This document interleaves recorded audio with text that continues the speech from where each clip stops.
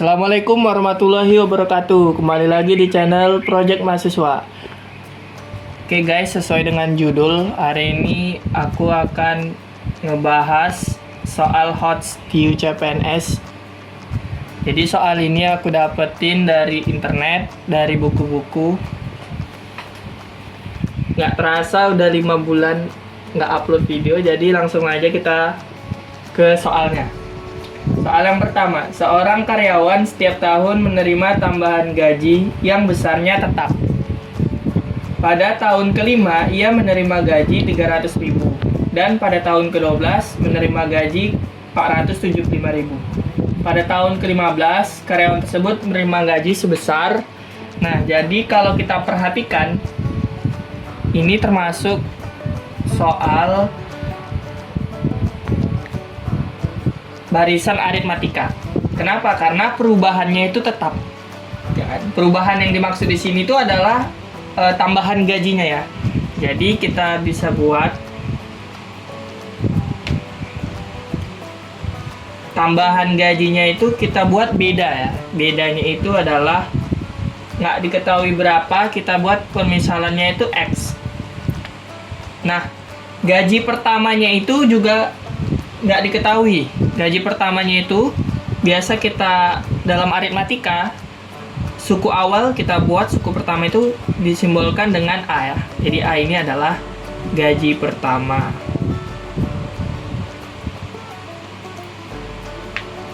Kita buat gaji pertamanya itu A ya. Nah, terus diketahui lagi gaji kelimanya, berarti U5 nya itu adalah 300.000, kita buat 300.000.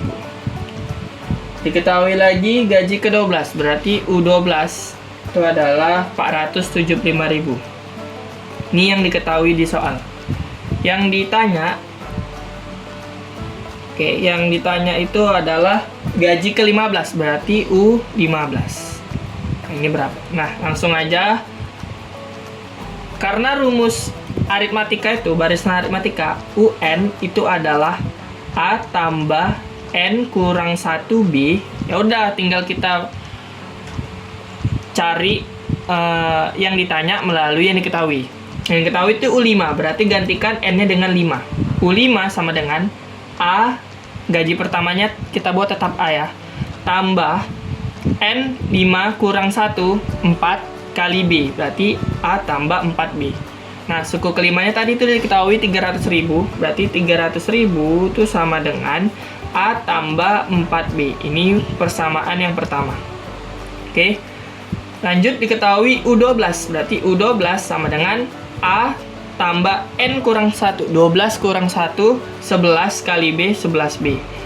Diketahui juga U12-nya itu adalah 475.000.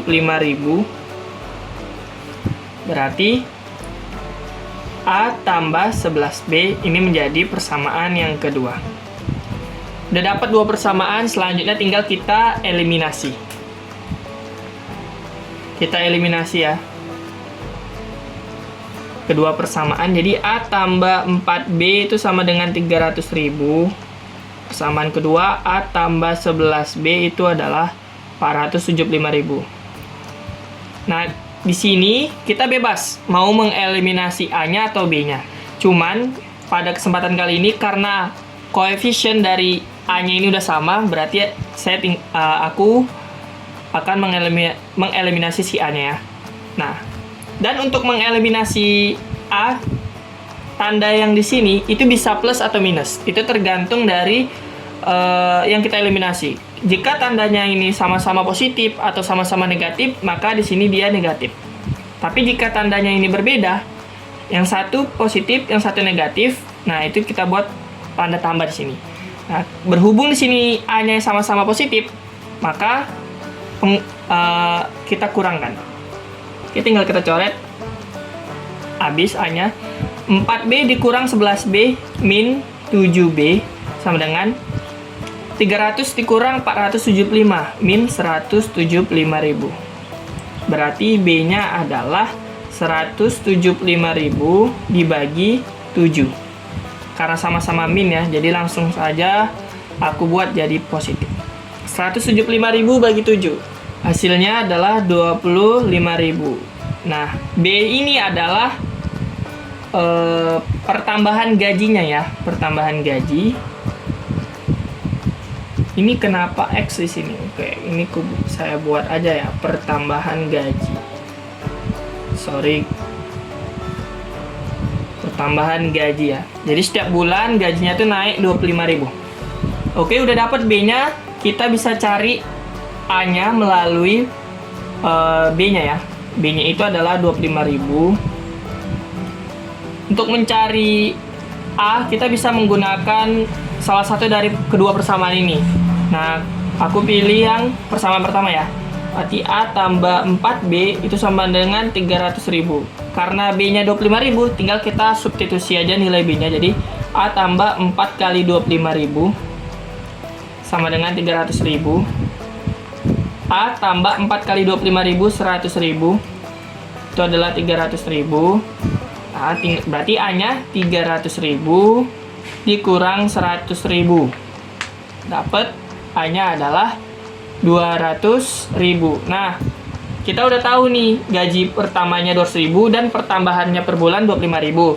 Nah, tapi yang ditanya di sini adalah gaji di tahun ke-15, U15-nya. Ya udah, berarti U15 tadi rumus UN adalah A tambah N kurang 1B. Berarti kalau 15 gantikan N-nya dengan 15. Berarti A tambah 15 kurang 1, 14 dikali B. A-nya adalah 200.000, kita masukkan.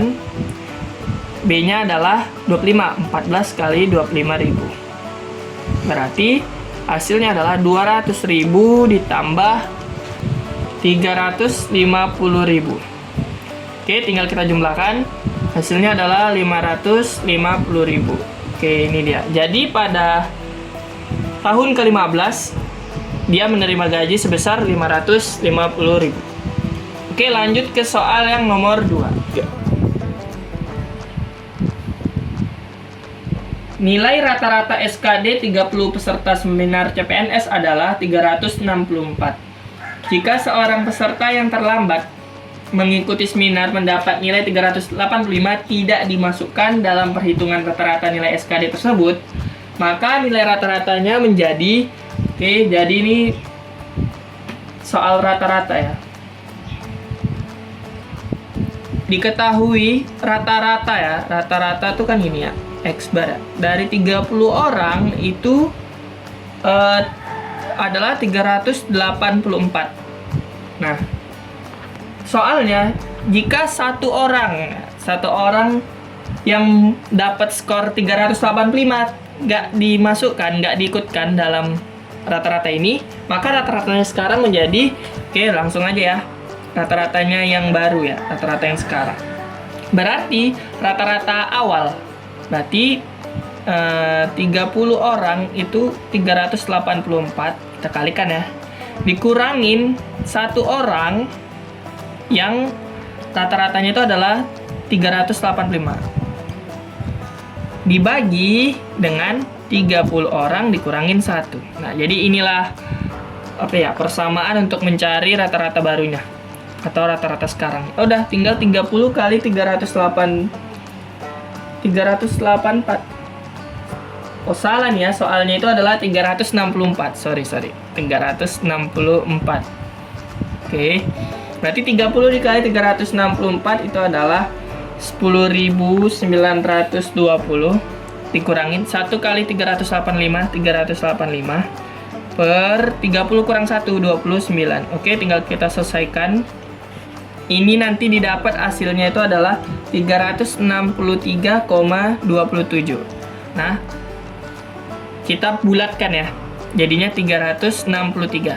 Nah, inilah dia rata-rata yang sekarang jika satu orang yang mempunyai nilai 385 tidak diikutkan dari 30 peserta seminar tersebut.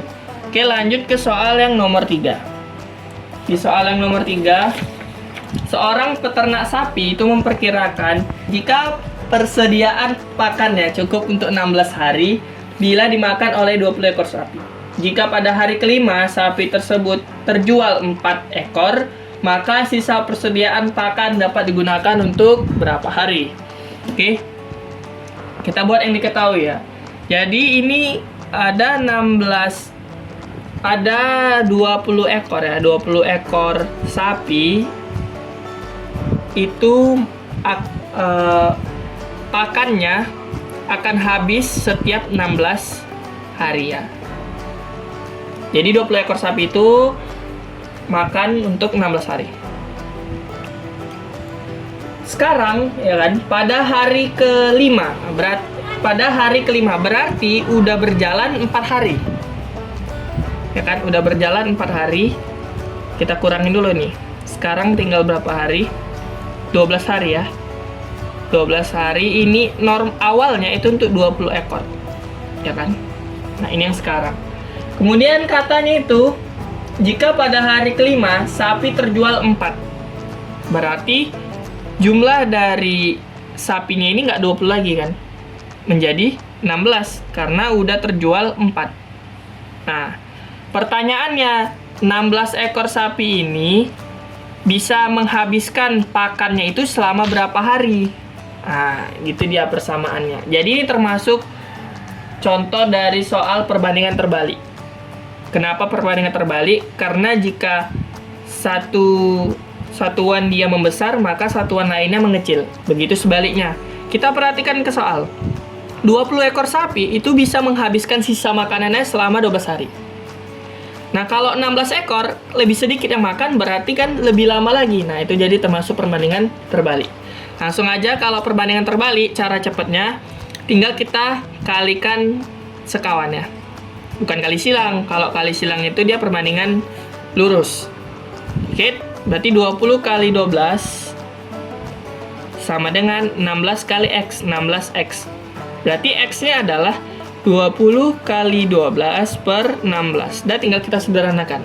Sama-sama dibagi 4. 20 bagi 4, 5. Kemudian 12 bagi 4, 3.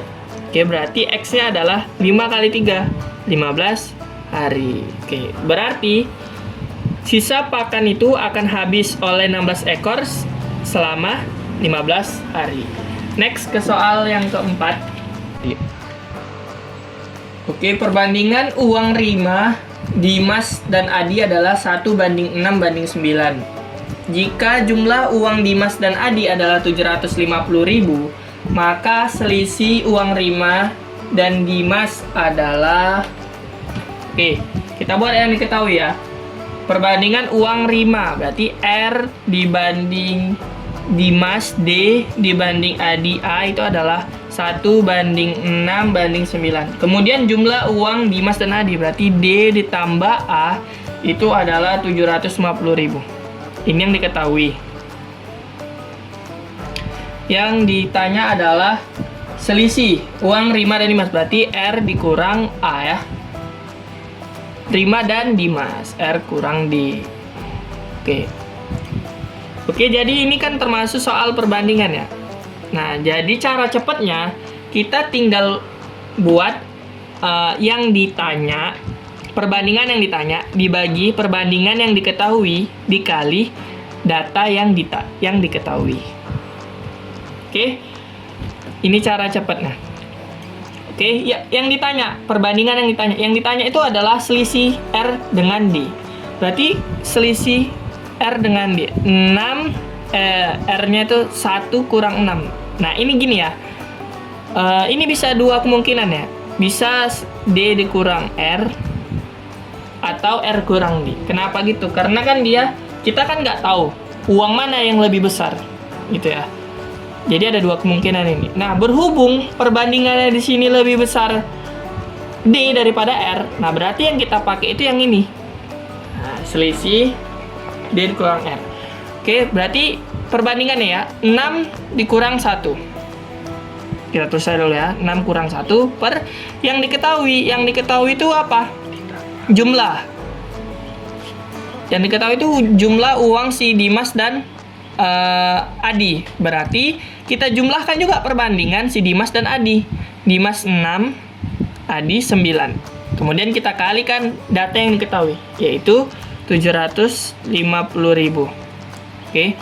Berarti 6 kurang 1, 5 per 15. 6 tambah 9, 15 kali 750.000. Kita bagikan ya. Ini bagikan 75 bagi 15 itu adalah 5. Berarti tinggal kita kalikan. 5 kali 5 adalah 25, tambahin 0. Nah, inilah dia. Langsung ketemu dia. Berarti selisih antara uang Dimas dan Rima itu adalah 250.000. Oke, sekian untuk video kali ini. Jika kalian ada request mengenai materi atau ada soal yang ingin aku bahas, bisa komen di kolom komentar. Oke, sekian. Terima kasih.